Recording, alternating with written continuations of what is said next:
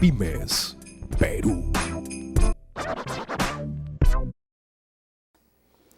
¿Por qué los reconocimientos tardíos?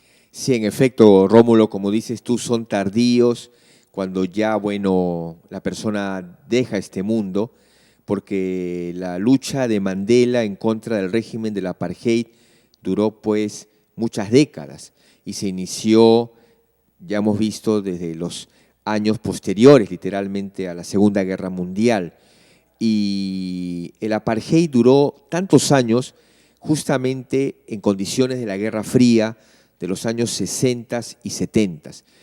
A partir de fines de los años 60, especialmente el año 68, 69, 70, la Unión Soviética y sus países aliados se extendieron por diversos lugares del mundo en lo que concierne a su política, su economía, sus fuerzas militares. Bueno, recordemos a nuestro Perú, ¿no?, a Panamá, el propio gobierno de Allende. Y el caso de África, sobre todo subsahariana, o como en ese tiempo se le llamaba África Negra, no fue tampoco exenta de esta extensión.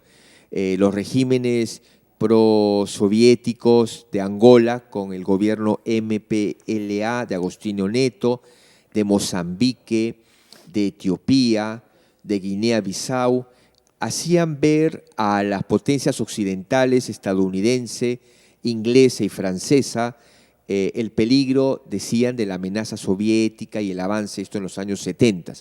Entonces, los gobiernos de estos países, estadounidense, en ese tiempo Carter y luego Reagan, en los 80, los gobiernos ingleses, tanto de los laboristas como luego de Margaret Thatcher, que también hemos tratado aquí en nuestro programa de Política al Día Pymes Perú, de Margaret Thatcher del año 79 hasta el 88, y de otros países europeos, apoyaron abiertamente al régimen sudafricano como un intento de frenar, ¿no?, insisto, en plena Guerra Fría, ¿no?, el avance de las ideas socialistas de los países próximos a Sudáfrica. Angola con el MPLA, un país enorme, el tamaño de la extensión del Perú, y Mozambique con su FRELIMO, Frente de Liberación de Mozambique. Ambos partidos gobernantes que tenían en común ser prosoviéticos y procubanos. Bueno, de hecho Mandela pasó varios años en la cárcel. Creo que un poco más de 2 décadas. Sí, así es, correcto. ¿En defensa de su principio, de su ideología? Sí, bueno, y como justamente un símbolo de la resistencia en contra de la política del apartheid, de una minoría blanca que imponía pues este régimen de segregación racial. Y de hecho es una aplastante minoría. Cuando el apartheid cae, justamente cuando la Guerra Fría termina, prácticamente al año o a los 2 años, hablamos ya del año 90-91, el apartheid está muy debilitado y termina, deja de existir.